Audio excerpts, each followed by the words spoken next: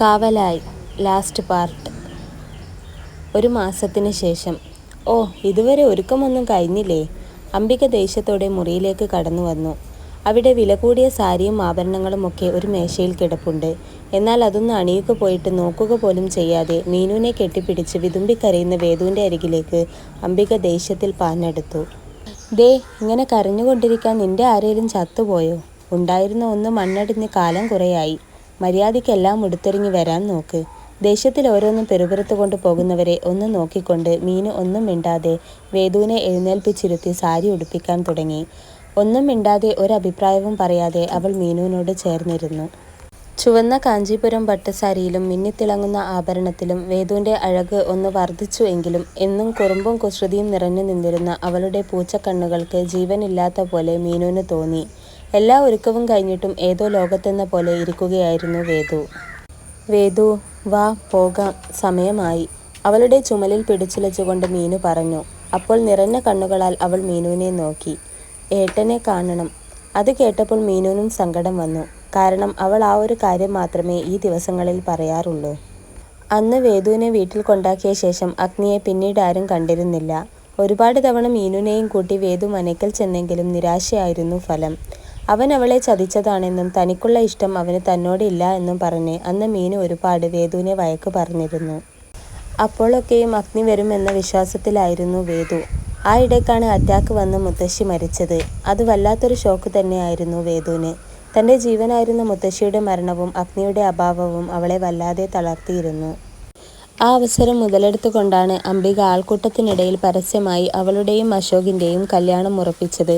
മീനുവും അവളും കുറേ എതിർത്തെങ്കിലും അനുസരിക്കുകയല്ലാതെ വേറെ വഴിയില്ലായിരുന്നു. അതാണ് ഇപ്പോൾ നടന്നുകൊണ്ടിരിക്കുന്നത്. വേദു, നീ വാ മോളെ, അയാൾ ഇനി വരികില്ല. അങ്ങനെ വരികയാണെങ്കിൽ അത് നേരത്തെ ആവുമായിരുന്നില്ലേ? നിന്റെ വിധി ഇതായി പോയില്ലേ? അവളെ കെട്ടിപ്പിടിച്ചുകൊണ്ട് മീനു കരഞ്ഞു. അപ്പോഴേക്കും പുറത്തു നിന്നും അംബിക വിളിച്ചിരുന്നു. അത് കേട്ട മീനു അവളുടെ മുഖമൊക്കെ തുടച്ചു കൊടുത്ത് അവളെയും കൊണ്ട് പുറത്തേക്ക് നടന്നു. ആ, മോൾ വന്നോ? വാ മോളെ. ചുറ്റിലും കൂടി നിൽക്കുന്ന ആളുകൾ ഉള്ളതുകൊണ്ട് സ്വരത്തിൽ തേനും പാലും ചാലിച്ചുകൊണ്ട് അംബിക അവളെയും കൊണ്ട് മണ്ഡപത്തിലേക്ക് നടന്നു. ദൂരെ നിന്നും തന്നെ കലങ്ങിയ കണ്ണുകളാൽ മണ്ഡപത്തിലിരിക്കുന്ന അശോകിനെ അവൾ കാണുന്നുണ്ടായിരുന്നു. അഗ്നിയെക്കുറിച്ച് ഓർത്തപ്പോൾ എല്ലാം ഇട്ടെറിഞ്ഞ് ഓടാൻ തോന്നിയെങ്കിലും എവിടേക്ക് പോകും, അവനെ എങ്ങനെ കാണും എന്നോർത്തപ്പോൾ അവളുടെ സങ്കടം കൂടി വന്നു.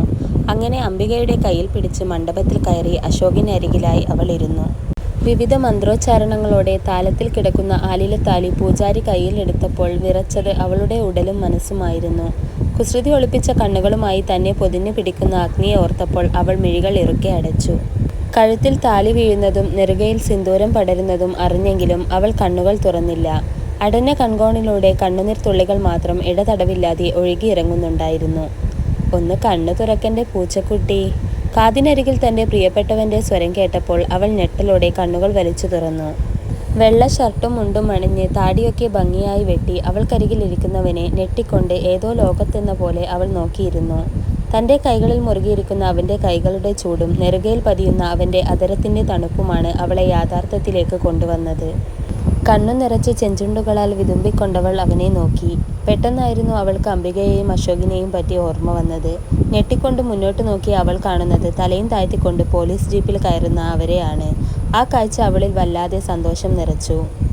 അങ്ങനെ കല്യാണം കഴിഞ്ഞ് ആളും ആരവവും ഒഴിഞ്ഞപ്പോൾ മീനുവിനോട് സംസാരിച്ചു നിൽക്കുന്ന വേദുവിൻ്റെ അരികിലേക്ക് കുസൃതിച്ചിരിയോടെ അഗ്നി വന്നു. അവനെ കണ്ടപ്പോൾ അവൾ ചുണ്ടു കൂർപ്പിച്ചുകൊണ്ട് മുഖം തിരിച്ച് മീനുവിനെ നോക്കി നിന്നു. ഓ, എനിക്കിട്ട് പണി തരികയാണല്ലേ? അവൻ സ്വയം മനസ്സിൽ പറഞ്ഞുകൊണ്ട് അവളെ പൊക്കി തോളിലേക്കിട്ടു. ഡി, ഞാൻ എൻ്റെ ഭാര്യയും കൂട്ടി പോകുക. കൂട്ടുകാരിയെ കാണാൻ തോന്നുമ്പോൾ മനേക്കിലേക്ക് വന്നോട്ടോ. അവനിൽ നിന്നും കുതറി മാറാൻ ശ്രമിക്കുന്നവളെ അണച്ചു പിടിച്ചുകൊണ്ടവൻ നടന്നു. അവർ പോണത് നോക്കി ചിരിയോടെ മീനുവും നിന്നു. രാത്രിയുടെ 3-ാം യാമത്തിൽ വിയർത്ത് കുളിച്ച് അവൻ്റെ നെഞ്ചോരം ചേർന്ന് കിടക്കുകയായിരുന്നു വേദു. അപ്പോഴും അവൻ്റെ കൈകൾ അവളെ വരിഞ്ഞു മുറുക്കിയിരുന്നു. ഏട്ടൻ ഇത്രയും ദിവസം എവിടെയായിരുന്നു? കുറച്ചു നേരത്തിനു ശേഷം അവനെ നോക്കിക്കൊണ്ടവൾ ആംഗ്യത്തിൽ ചോദിച്ചു. ഓ, ഇപ്പോഴെങ്കിലും ചോദിക്കാൻ തോന്നിയല്ലോ, സമാധാനം. അവളെ നോക്കി കളിയാക്കിക്കൊണ്ടവൻ പറഞ്ഞപ്പോൾ അവൾ പിണക്കത്തോടെ അവനിൽ നിന്നും അടർന്നു മാറാൻ നോക്കി. എന്നാൽ അപ്പോഴേക്കും അവൻ്റെ കൈകൾ അവളെ അവനോട് കൂടുതൽ അടുത്ത് ചേർത്തിരുന്നു. നിന്നെ വീട്ടിൽ കൊണ്ടുവിട്ട പിറ്റേന്ന് തന്നെ നിന്റെ അമ്മായി എനിക്കെതിരെ കൊട്ടേഷൻ കൊടുത്തിരുന്നു.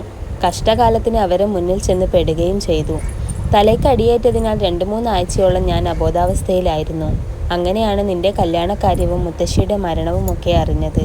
അപ്പോൾ തന്നെ എല്ലാം പ്ലാൻ ചെയ്തു വെച്ച് നിന്നെ വന്നു കെട്ടി. ചെറുപുഞ്ചിരിയാലെ പറയുന്നവനെ നിറകണ്ണുകളാൽ അവൾ നോക്കി.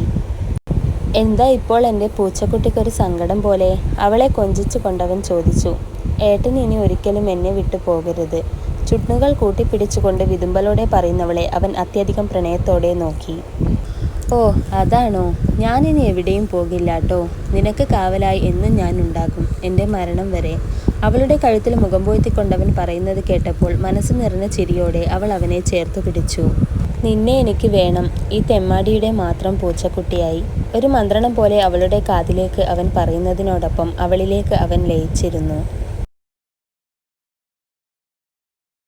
ഫ്രണ്ട്സ്, നമ്മുടെ തെമ്മാടിയുടെയും അവൻ്റെ മാത്രം പൂച്ചക്കുട്ടിയുടെയും സ്റ്റോറി ഇവിടെ അവസാനിച്ചിരിക്കുകയാണ് കേട്ടോ. എല്ലാവരും എൻ്റെ സ്റ്റോറിക്ക് വേണ്ടി 2 വരി കുറിക്കണേ.